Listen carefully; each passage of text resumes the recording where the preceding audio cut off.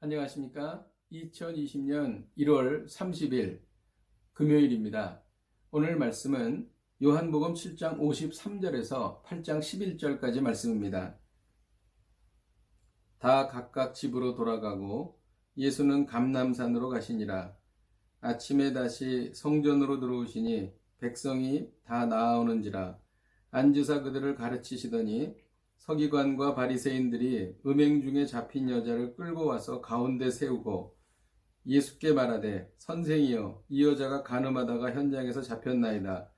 모세는 율법에 이러한 여자를 돌로 치라 명하였거니와 선생은 어떻게 말하겠나이까. 그들이 이렇게 말함은 고발할 조건을 얻고자 하여 예수를 시험함이러라.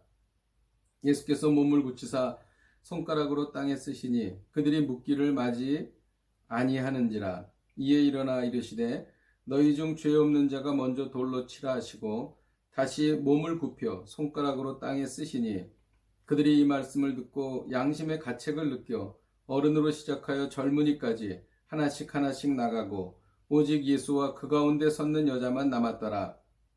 예수께서 일어나사 여자 외에 아무도 없는 것을 보시고 이르시되 여자야 너를 고발하던 그들이 어디 있느냐. 너를 정죄한 자가 없느냐.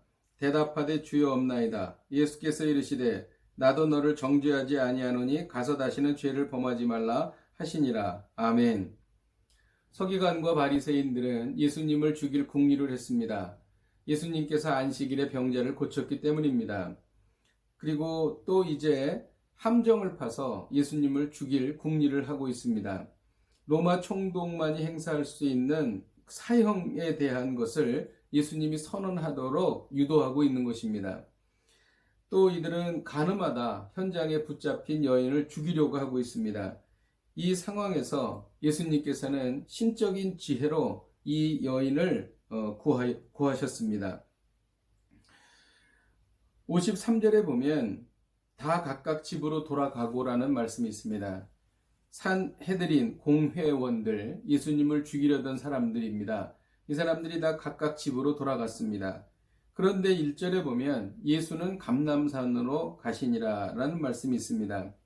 예수님은 감람산으로 가셨습니다. 감람산으로 가신 이유는 기도하러 가신 것입니다. 예수님께서는 늘 일상에서 물러나실 때에 기도하러 감람산에 가셨습니다. 기도하는 것이 습관이 되셨던 것이지요. 세속적인 사람들은 집으로 돌아갈 때 하나님의 사람들은 기도하러 가는 것입니다. 악한 세상에서 승리하기 위해서는 절대적으로 기도가 필요한 것이죠.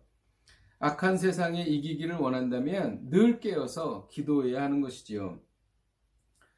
2절에 보면 아침에 다시 예수님께서는 성전에 들어오셨습니다.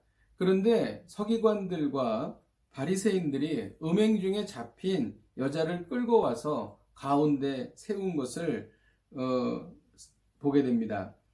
예수께서는 이렇게 말했습니다. 선생이여 이 여자가 간음하다가 현장에서 잡혔나이다.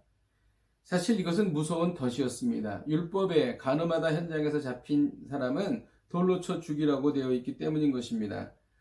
선생님은 어떻게 하겠습니까? 사랑을 말했던 예수님의 그러한 성품과 또 율법이 충돌하고 있었고 어떤 경우든지 또 예수님께서 그동안 말씀하셨던 것에 대해서 여러 가지 어려움을 겪을 수 있는 상황이 되고 마른 것입니다. 6절에 보면 고발할 조건을 얻고자 하여라는 말씀이 있습니다. 이것은 그들이 함정을 놓고 덫을 놓았다는 것을 알 수 있습니다. 예수님은 몸을 굽히사 손가락에 무엇인가를 쓰셨습니다. 그들이 계속적으로 예수님을 추궁했습니다. 이때 예수님께서는 이에 일어나 너희 중에 죄 없는 자가 먼저 돌로 치라고 말씀하셨습니다. 그리고 다시 몸을 굽혀 땅에 쓰셨습니다. 이러자 사람들이 양심의 가책을 느껴서 나이 많은 사람부터 하나 둘씩 그 자리를 떠나게 되었습니다. 그리고 결국 예수님과 그 여자만 남게 된 것이지요.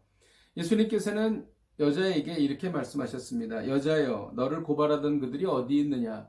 이 여자라고 하는 호칭은 예수님께서 십자가상에서 달리실 때에 어머니 마리아에게 한 호칭입니다. 이 마리아에게 여자여라고 한 것은 여자를 굉장히 높여서 부르는 그러한 호칭인 것이죠. 똑같은 단어입니다. 예수님께서는 죄를 지어서 정말 돌로 쳐 죽기 직전에 있던 그 여자에게도 그 여자의 인격을 존중하셨던 것을 여기서 알 수가 있습니다.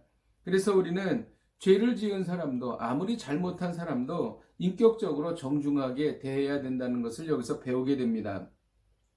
오늘 말씀 중에서 특별히 우리가 좀 생각해 봐야 할 것이 있습니다. 6절에 보면은 예수님께서 몸을 굽혀서 손가락에 무언가를 쓰셨습니다. 손가락으로 무엇을 쓰셨는지는 성경에 기록되어 있지 않고 아무도 모릅니다.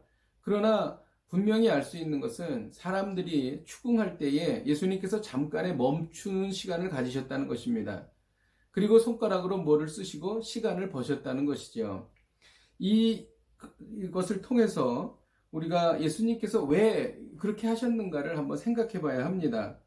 아마 예수님께서는 흥분한 무리들의 마음을 가라앉히고 스스로 성찰할 수 있는 시간을 주시려고 손가락으로 땅에 무엇인가를 쓰셨다라고 하는 것이 주석가들의 여러 공통적인 의견인 것입니다.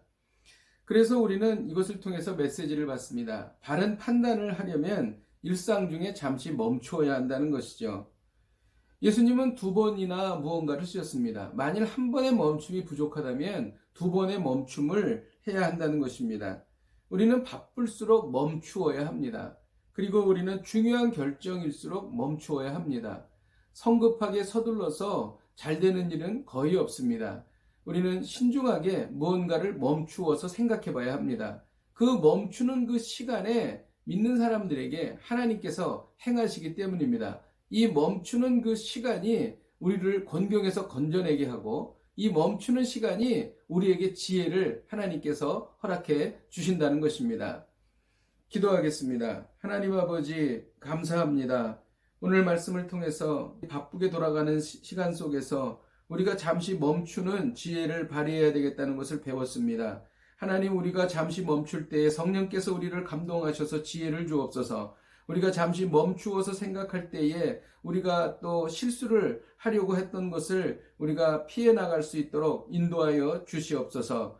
또 멈추는 시간은 기도하는 시간인 줄로 믿습니다. 아무리 바쁠 때일수록 우리가 더 멈추어서 주님 앞에 기도하는 지혜로운 저희들이 되게 하여 주옵소서. 예수님의 이름으로 기도하였습니다. 아멘. 할렐루야. 오늘 하루를 사시면서 아무리 바빠도 잠시 멈추고 하나님께 지혜를 구하는 복된 하루가 되시기를 주님의 이름으로 축복드립니다. 오늘도 승리하십시오.